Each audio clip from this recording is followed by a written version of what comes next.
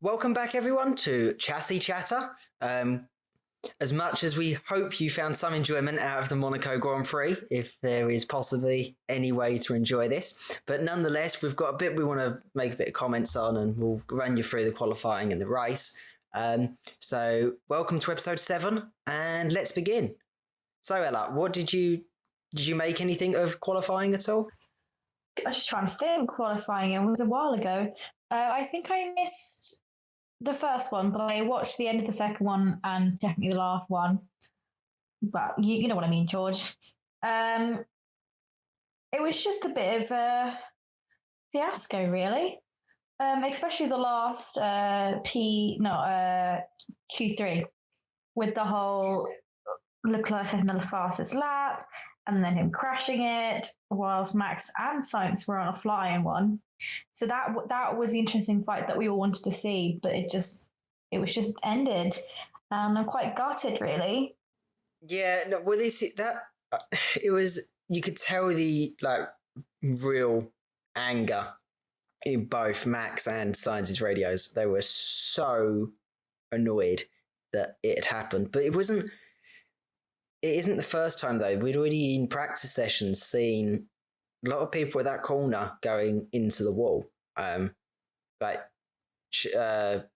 did the same thing, and then further up, Schumacher did the same as well. So there was just a lot of crashing and bumping walls. I understand Latifi and Schumacher may be doing it. They haven't raced at Monaco before, but Leclerc seemingly has done this a few times now, and really shouldn't have. Home race. He never seems to finish his home race. No, it's a curse kind of for him, but it's also the fact that you would have learned, just be careful, don't put it in the wall, where it gets really tight, and when it counted, he did.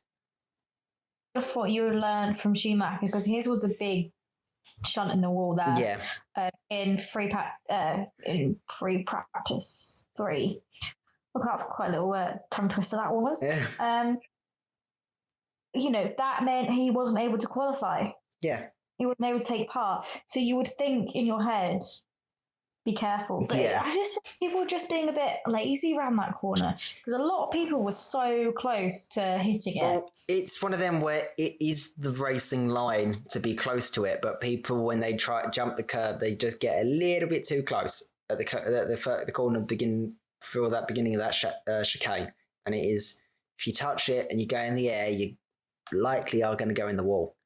And it's like when George was, I'm pretty sure this may have been either in practice 3 or in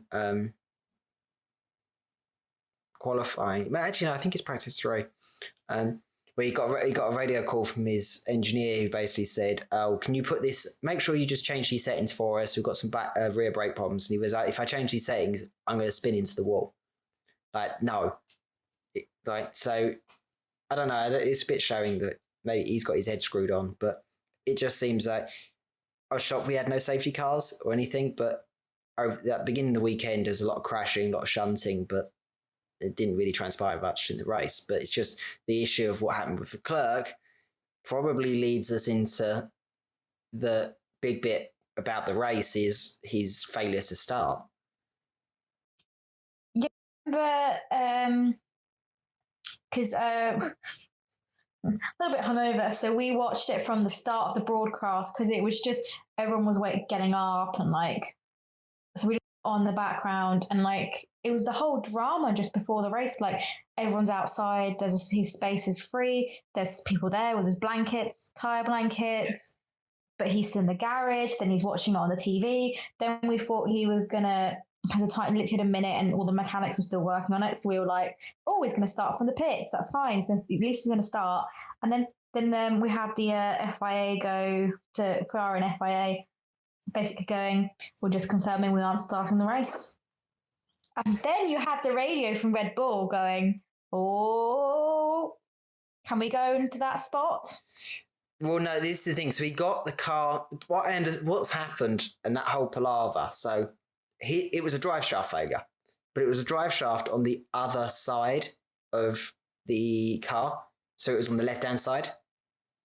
So Even where it wasn't near where it was the other side to where he hit the wall. The problem is that they wouldn't have thought about it. So instead, they've obviously focused on getting the gearbox ready and sorted. So they've got that, but because the car, at the moment qualifying's over, the car's locked until 5 hours before the race starts. So they had 5 hours that morning to sort out the gearbox. They sorted the gearbox, it's fine. But it's when he put, and since they're not allowed to run the car either in the mornings or put any load on the car, it wasn't until they put load on the car that driveshaft finally went, when they put the car around in the morning or in the afternoon just before the race. But that was the problem. It was no mechanic would think damage that far, and they wouldn't be able to fix it in time at all. So that was it. it's a lesson to everyone to check the car fully after every single crash. They don't have time. I understand that 5 hours is just enough barely to sort the gearbox out. But it was one of them where you just don't think, because it was on the other side of the car. It shouldn't be a problem. But no, and this is the thing. You raise an interesting point about positions, because it is first time since the 2000s that we haven't had a pole sitter start the race. Well, Max basically became the pole, but further down. But he wasn't allowed to go into the spot, which meant it was just longer to get into the first turn. And the first turn was quite interesting because Max had to cover off. And he literally went to cover. Yeah, he did everything right. Like he went over there really quick to cut off Bottas, and it was a fair move. Bottas wasn't aside of him, so completely fair. I thought, yeah. Right, I thought that was really good driving from Max. I thought that, knowing and really understanding of, hold on a minute, I can't let Bottas get through, because Bottas would have had a really nice run of clean air straight down the back and into that corner. And it was worth it because as soon as Max got in front, he was off. Yeah. He built up a lead quite quickly. Yeah, no, he did really well. But that's the thing. That's what, once Max had to control the race, that was that, wasn't it? This is the thing. Monaco is a race where you don't overtake at all, really. So it is about making sure you get the time to let the pit strategy play out. And although I would have thought Max in his head knew, he could always get Bottas. Yeah. It was once Leclerc was out, it was always going to be between Bottas and Verstappen. And well, I think that when we go back up talking about overtakes, the only overtake the really big overtake that we saw physically happen was a Haas overtake on his teammate with Schumacher. Don't get me started on that. I liked when I explained it to you just before, and you were like, "Oh, well, that was a fair overtake," and I was like, "Yeah, but you did finish behind him," because what people listening may not realize is when Mick took that place, he took it, but then his engineer came over the radio to say, "Oh, we've got engine issues. Give the place back to Mazepin." Turned out the engineer issue. He gave the place up. Turns out there's no really major engine issues, and instead, when it comes back to the questioning, can I have my place back, they never give the team order to take it back. I think it's fair. So he got completely done over. Whose team it really is? Is it really Haas? No, I don't. It's obviously it's not really Haas, is it? Come on, they've got to be very careful making sure they keep Mazepin for the time being, because they've got no development going on in this car at all. So the car's going to stay exactly the same. And even Gunther Steiner said this weekend was so bad that although they're going into 2022, beyond 2022 is starting to look like down. If they don't sort something out soon. I think Haas are going to bow out. I really think they're going to bow out, and I feel it's going to become a Mazepin team. Yes, well, it depends if Mazepin gets the financing to fund a team. To be honest, I think people like Jaguar and things like that would sooner come back to F1 than and then that happen. How did that happen then? Because I want Mazepin to go. Well, this is the thing that we are talk. There is talks of adding another 2 teams to the grid. That they've always been they've been talks to increase that with 2022 to add at least 2 more teams, maybe. For it. So, but no one's declared. I know the Liberty Media have expressed interest in finding more teams, and there is some teams that have come forward, but no names have been really announced. So, depends. But I'm pretty sure if Haas did bail out, there'll be a team pretty quickly to take its place, and it won't be like a Force India restructure to Racing Point. It will be I think it'll be a brand new team. Hopefully, Mazepin gone. Hopefully, we can only hope. So I was with people who watched Drive to Survive and got into it. Or there's people. I was with another person who watched it when they were younger. Yeah. Back into it, and they were like, "Who's this person?" I was like, "That's Mazepin," and they were like, "Why is he here?" And I was like, "Exactly." Yeah. Well, yeah. Well, it's not a particularly. I don't have much respect for him, and even when he's driving, I think it's appalling. And we've all been ratting on him over in the last few weeks, but still, it's nothing to be impressed by.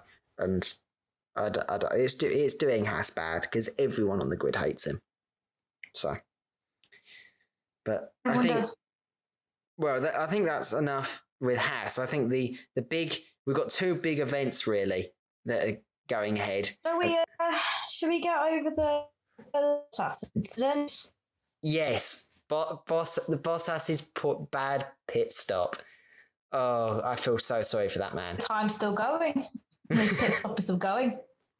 Yeah, I did see a lot of the memes on Reddit basically saying it's the longest pit stop ever in F1 and it's still going.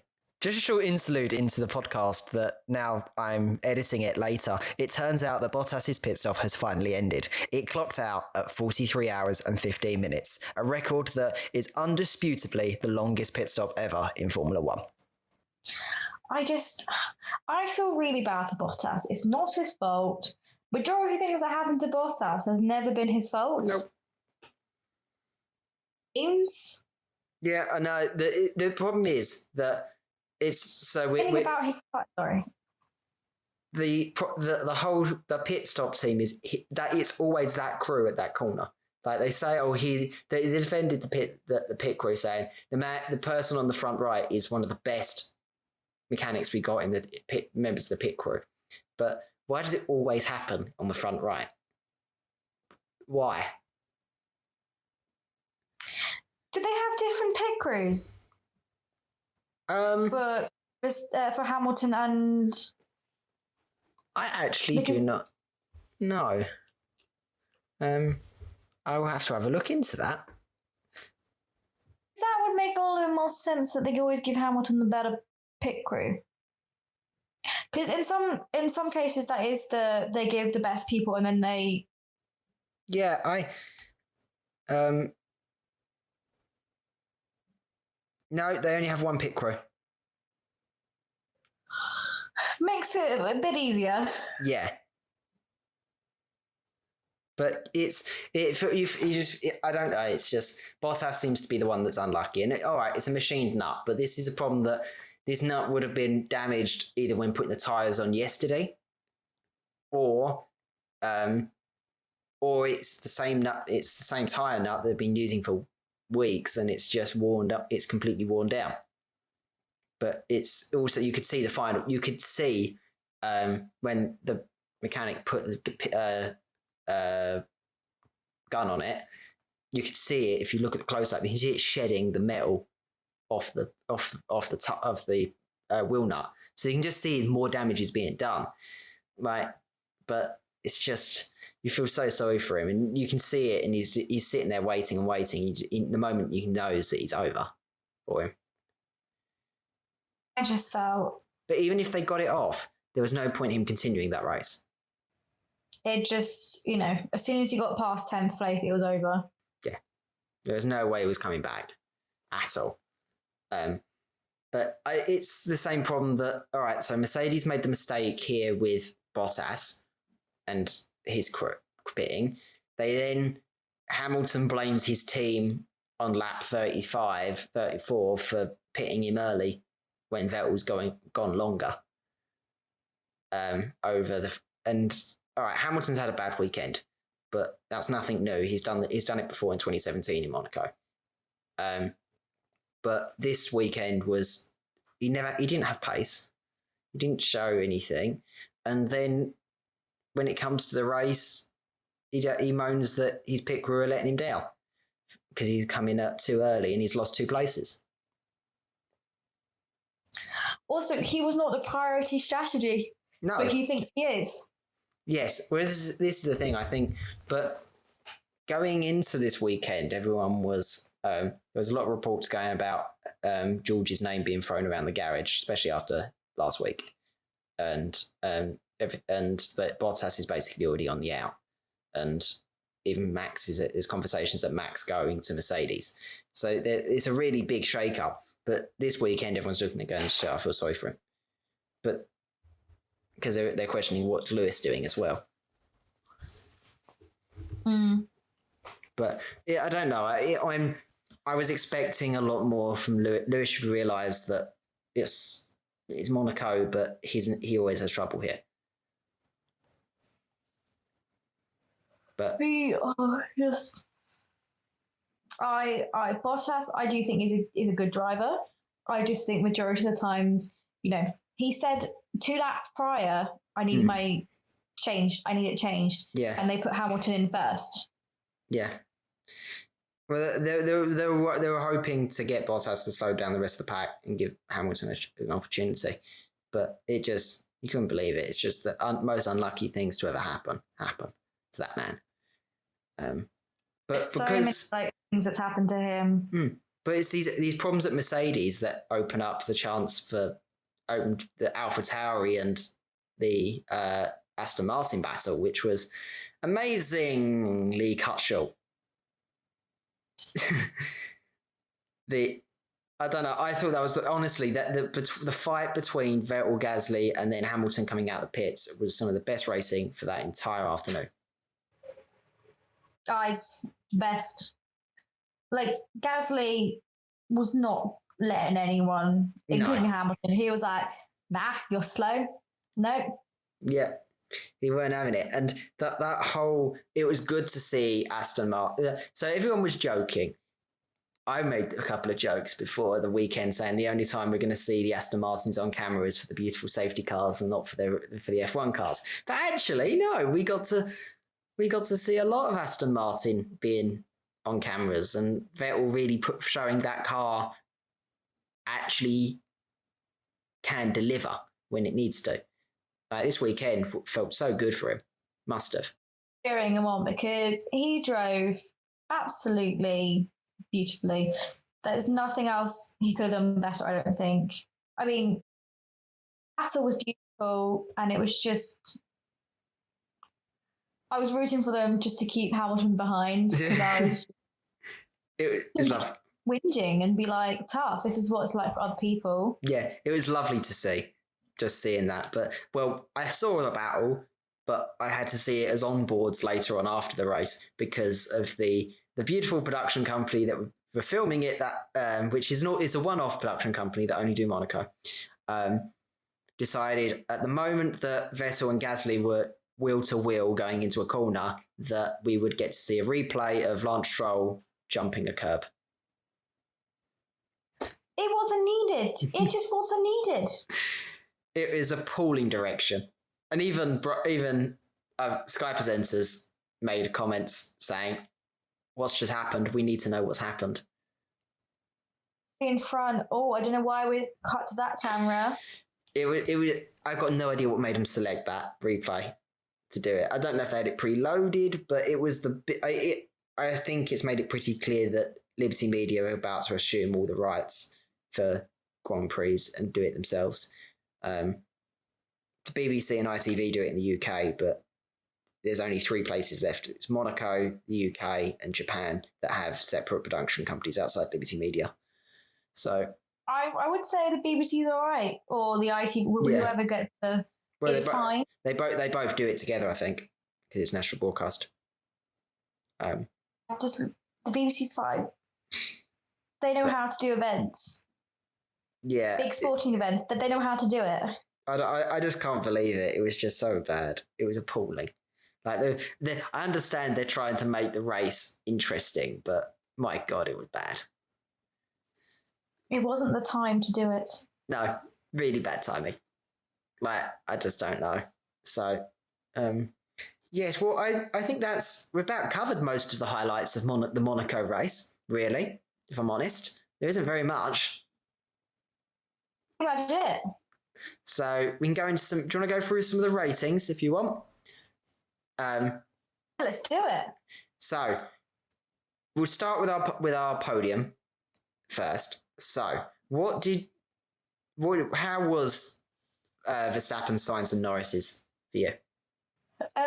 So I put Verstappen as a 7C. I thought like cutting off at the beginning was just beautiful. I do think him and Sainz were having a nice battle before the whole thing. So I had given them a little bit more because I feel like they would have been fighting for pole, or they would have been first or second, and they had a nice battle. I do think we were cut short of that. Yeah. But both of them drove brilliantly. They had their race. They got on with it. Yeah. Yeah. But they were also coming close to each other, like doing a little battle, and they had like fought it, fight out a bit, and strategy played into it. But it was just beautiful. What about Norris as well? Okay. I was a little bit like, come on, Perez, because my top 3 was Verstappen, Hamilton, Perez. So I wanted the extra point. Yeah. It was very interesting to see Norris and Perez having a bit of a fight and who was going to do it. And like at one point there was like, and Perez is going to be like in striking distance in 3 laps. Yeah. So I really enjoyed that little battle for third. I'm happy for Norris, but I'm happy for Perez because they both drove a brilliant race, and I gave them both an 8C. Yeah. Well, I thought Verstappen's race he did really well at the start, but once it got to the race, it's Monaco. It doesn't take it. As long as you don't put it in the wall, you're pretty much okay. So he had enough, and it was clear that he would be okay for it.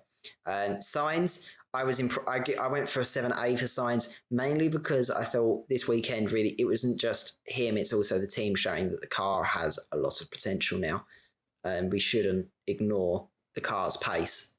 And it's really quite good to see Ferrari back on the road track of repair. Like I'm slightly, as much as I always hated Mercedes and Ferrari respectively, like I can't let Ferrari just sit there wallowing at the back all the time.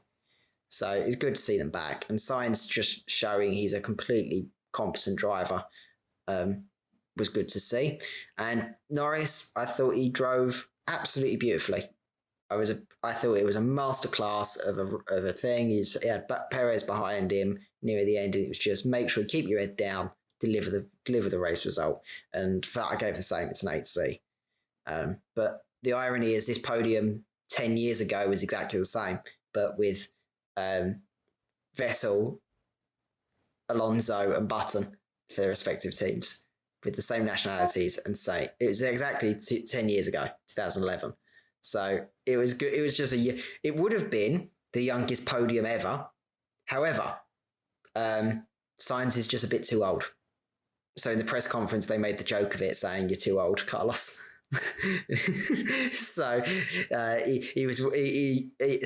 Carlos was sitting there going, "I was waiting for them to say that." So just to clarify, I gave Verstappen a 7C and a Sainz 7B. Yeah, I don't think I ever said their grades. No, well, I was a bit kinder than to Sainz, but harsher on Max. And I'll finish with Perez. To climb from 8th or 9th in this was a really good result for him. I initially, now talking back over this, I've given him a 7A, but I think I may bump it up to an 8C, similar to you, because I think this is the thing. Perez is the master of recovery drives. That's what he does. So it's the fact that he's delivered that car from the bottom of the points to the top of the points. I can't fault him for it. He really, really does show his colours of driving. His qualifying is never going to be as strong. He knows that. He's working on it, especially in a new car. He knows that. But he knows on race day, he knows he can deliver. Yeah. And that's all what Red Bull wants. They need to get points. Yeah. And it's working. He's reliable. He'll always bring in a horde of points, and that's what they need. So, yeah. I think that's what they need. You know, he proved it from, you know, the race where his car broke down and he had to turn it on by himself. Yeah. No radio, nothing. He proved it there and then. He's the right driver for it. He's capable. He comes with a bit more experience and he knows the track. He knows what to do. Yeah. You know. Yeah, he knows the score and he's delivering, and that's all they need. And that kind of is the good signs that Red Bull want to see. So, right, we'll move. And if Red Bull ever does win, they'll have to thank Perez for it, because without him, if they win the constructors, it's Perez that's delivered it for them easily. It's because they've got finally a second after 2 years. They've now got a driver that can deliver decent points. So, right. So, do you want to move on? We'll go to just the later half of the points now. So, Vettel, Gasly, Hamilton, Stroll, Ocon, and Giovinazzi. I just whispered. I gave Vettel an 8C as well. I just thought it was a phenomenal drive, considering, you know, he struggled the first 4 races because this is race 5. He's really struggled. For him to put in that drive after everyone was doubting him and doubting the car, he just proved that, you know what, I still got it. Yeah. Gasly, I gave an 8A because I thought, you know, keeping Hamilton behind him and making Hamilton win all the time was quite funny. But also just proved, you know, he's still got some race pace in him, and the car, you know, he's still got it as well. But it just wasn't as amazing for as for Vettel. So I gave him a 6A. Hamilton, we actually both gave a 4C. It's his fault. He's not very good at admitting that it's his fault. He didn't qualify well. Yeah. Technically, he went down because he technically started 8th, but then moved up to 7th. So I don't know how. Yeah. He was the only race driver that didn't go up or down a place. Everyone else went up one. He stayed the same. Yeah, everyone up or down. I know that I made the joke that the only people to really have major change at the beginning of the race, but the problem is because of the DNFs, but Hamilton mainly because he's manoeuvring around it was the pit stop errors that cost him. So he would have been 2 places. He lost 2 positions basically. You know, it was his fault. He qualified there. Yeah. Knows his car's not very good in like dirty air. So it's his fault. Yeah. As much as he blames his pit crew for making him lose 2 places, it's not the pit crew, it's the strategy. Yeah. The strategy said that's when to pit. I think they should have pitted Bottas in that space and not him. Hamilton. Yeah. But, you know, he just kept complaining the whole time and I was just like, stop it. Yeah, well, it's characteristic, isn't it, of Lewis? And it's not going his way, he whines. So I just think you just need to zip it. Like, don't blame everyone else for your mistake. Yeah. But yeah, right. What you've got 3 more left. What did you make of Stroll, Ocon, and Giovinazzi? I gave a 6B. Ocon I gave a 5A. Giovinazzi a 5A. Stroll. So he drove well. Also, yeah, I think he just drove quite well the whole weekend. Ocon Gave 5A. I don't even remember seeing him once. Same with Alonso. They just weren't there, really. Giovinazzi, I thought he drove really well. Yeah. I remember seeing him and I was like, go on. Yeah. I just drove normally for his car. And same with Kimi, really, for their car. They drove it quite well around on the track. But Giovinazzi, especially this weekend, I think proves to other teams as well if they want another driver. Yeah. He's in the Ferrari. He's in the Ferrari Academy, isn't he? So he can always keep it. He's not.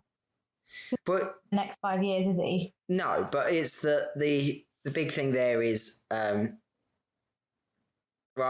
I'll go through my list and I'll come back down. So Vettel, I gave him a 7B, and I thought it was it's a really good drive comparison to what we've seen Vettel driving this season. But it's also because the car worked perfectly at the circuit. The strategy worked out. They pitted at the exact right time. They knew exactly what they had to do, and bringing home that buttload of points for them was amazing. So I thought it was a good drive overall.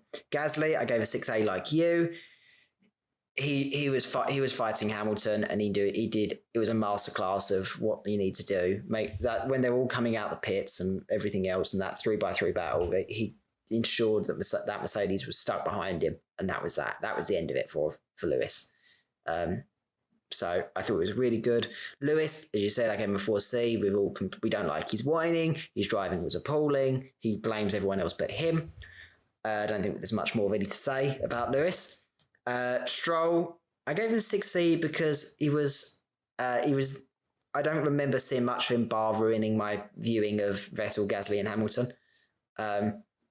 So I think it was a good drive for him. He's bringing that car in the points, but I just didn't see enough of himself on the track.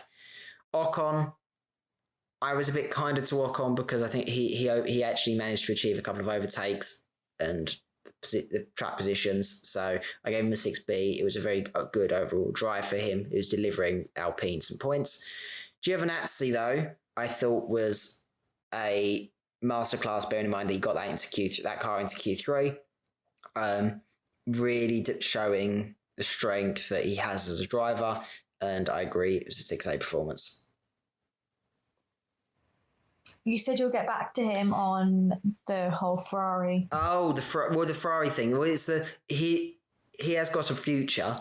It's just whether or not, I know Sainz and Vettel and Leclerc are going to be hanging about for a while at Ferrari, but if Ferrari decide to release him, he may actually be open to other drives, I think. But I think he's got a lot of potential, Giovinazzi, and people shouldn't just write him off as being the guy with the long hair from that drives for what's the team? Alfa Romeo. I was about to say Sauber. So, right. So that's our top 10. Do you want to do a quick run through of our remaining racers that finished the race? Quick fire. Yep. Say one, then you say what you did. Yep. Kimi, who did you give? I gave him a 5A. Danny Rick. 4A. Bad performance. 4B. I was just, considering he was called the King of Monaco, all that stuff, it was appalling. Getting lapped by your teammate. First time he's ever been lapped by a teammate this weekend.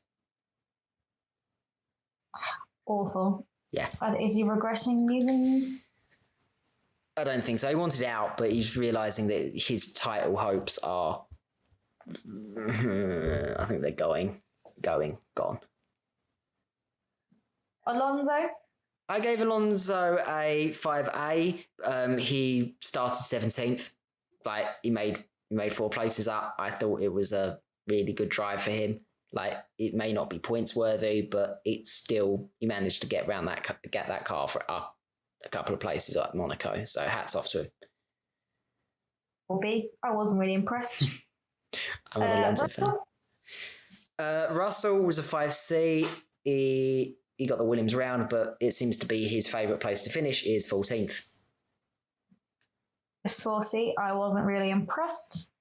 I thought he could have done a lot better. Yeah, he was just there. Same with you. Latifi? Latifi, I've got a 5B.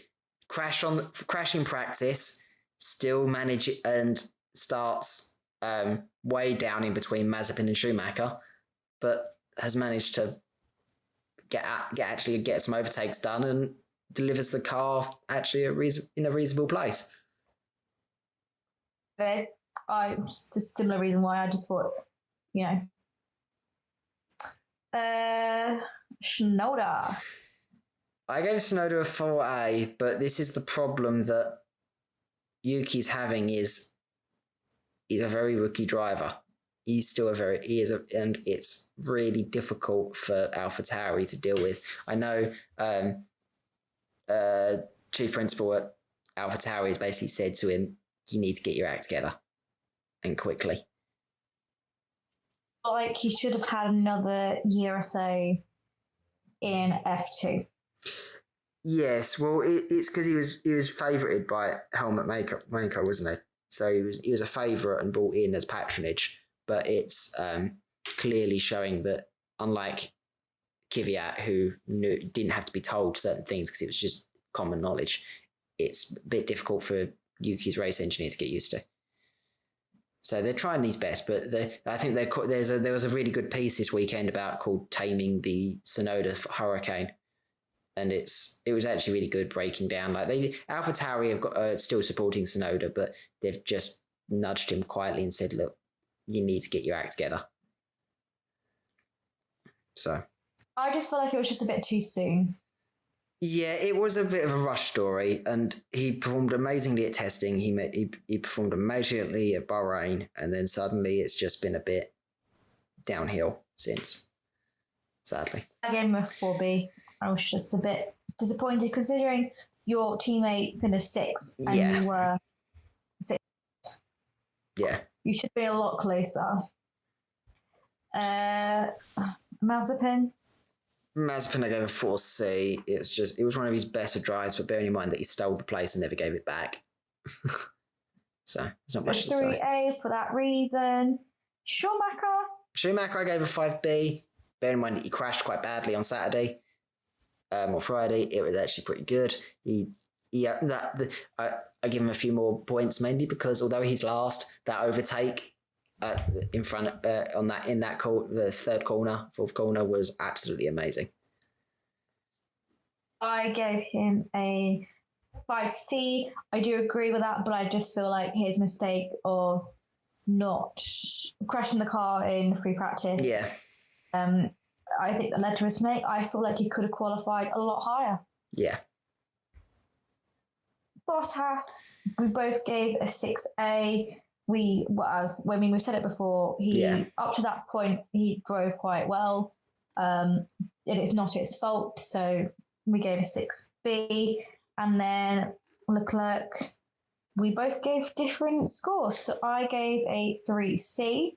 I felt like he ruined people's races. Qualifying laps, and it's his fault. A bit lazy on that corner, and he didn't start, so there's nothing really to rate. I think it would have been a good performance from Leclerc if he didn't. I gave him a 4B. I was a bit kinder. It showed he was showing the Ferrari had pace. He was hoping to deliver something. He got a bit careless at the corner, but the fact he was so close to starting and hoping, and it's just dreams to dash once again. Another year to wait to see if he actually gets anything. Yes. So we will see. So, well, that's our ratings out of the way. We'll quickly run through our predictions. We've got the last little bit before we wrap up with our predictions for next week. And currently within our little internal competition here at Chassis Chatter, Ella is on 6 points and I'm on 14 points at the moment. So it's time for the smug face. I'm catching up. Well, I'm just hoping for this I do well. We both got 1 point last week, so we didn't really get very much from our predictions. So in Baku, who do you think is going to be on pole? I'm going to give it to Bottas. I think he's going to come back really hard and fast, and he's going to really make sure that he's always done well at Baku, and it's always been in recent years. He always delivers, and I think he's got a chance to do it as long as no one puts it in the wall in qualifying. I went with Max. I feel like he's going to come on from the win and be like, come on. Red Bull sort of do well, so let's hope. Yeah, I know Danny Rick used to do quite well, but it's still a Red Bull car. Yeah. And I feel like he's going to come into it thinking, yeah, I got a point to prove. I'm leading the championship. I do think Hamilton's now realising, I haven't just got it under my arms anymore. Yeah. He has got to fight for it. And I think that's going to cause some issues for Hamilton, I think. Yeah, no, I agree. It's for me, I going into the race that I think we are going to see Verstappen win. I think it's the Red Bull car does far more better on street circuits. And I can't really see that changing. I think Hamilton will probably end up second, and it will come back from it. He always does well at Baku. The thing is, this is the problem. Bottas still doesn't make it because I think Bottas may get a pole position, but I don't actually think he'll actually deliver very much on race day, which is akin to perhaps what normally happens. So I think Perez is probably Bottas. You went for Perez. Yeah, so I went for Perez and Bottas fourth, and then finally I think Leclerc's going to come back, and I think Leclerc fifth. So we basically, I went for Bottas third, then I went Perez. But if Perez, I don't want to jinx it. So if Perez gets higher, even though I will lose a point, I'll be happy because it means there's more points for Red Bull. And then I put Norris because I think he's just showing everyone what poor class he's got. And I think he's actually a good contender if Bottas is to go or Hamilton is to retire. I think he's showing if Mercedes are still the car that they are. Yeah. Norris is up for that seat. However, I think Mercedes might be on their little decline. I hope so. But I think at the moment, I know Norris is the first driver. He's got a multi-year contract now signed with McLaren, so he's going to stay there for a while. I don't think he's in any rush. I think the sooner George moves to Mercedes than Norris moves to Mercedes. But I think definitely Norris, I would want to put Norris in, but I'm factoring in the Ferraris and their performance this weekend.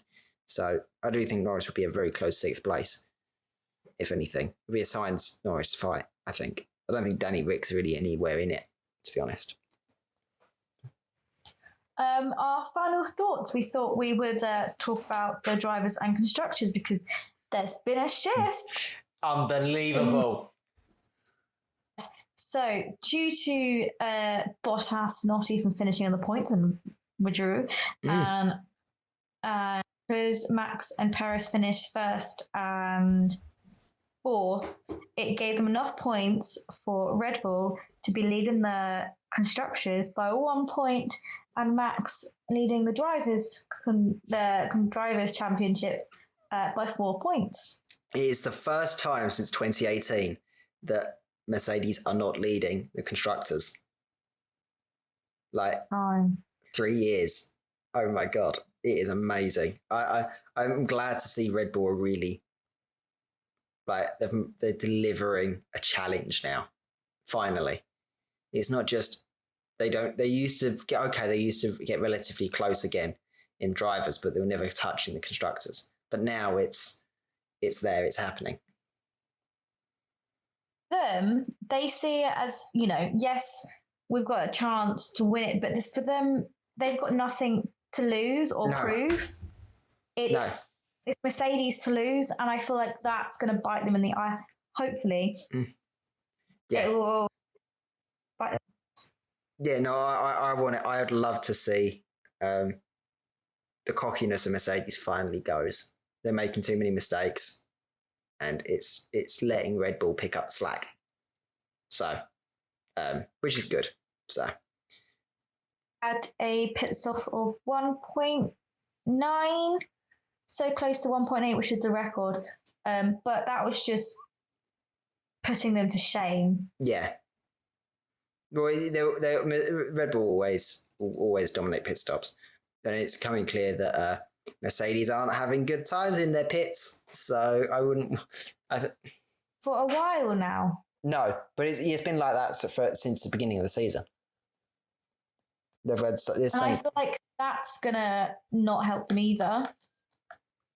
No, because Red Bull know we can get in and out quite quickly. Red Bull dominate everything but strategy.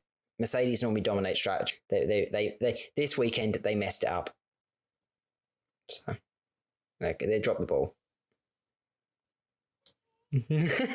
So, well, I hope everyone's enjoyed episode 7 of Chassis Chatter, going over the long and monotonous Monaco Grand Prix. If Twitter is anything to go by when they're describing it, but as we've shown, there is some interesting points to take away from it. Just remember, you can follow us on Instagram, follow us on Twitter and Facebook. You can see what's happening very soon. And I know Ella's got a few words to talk about what's upcoming for the channel that she's producing at the moment. Our YouTube channel, there will be a Baku video explaining about the tissue of the track and what sort of everything surrounded by it.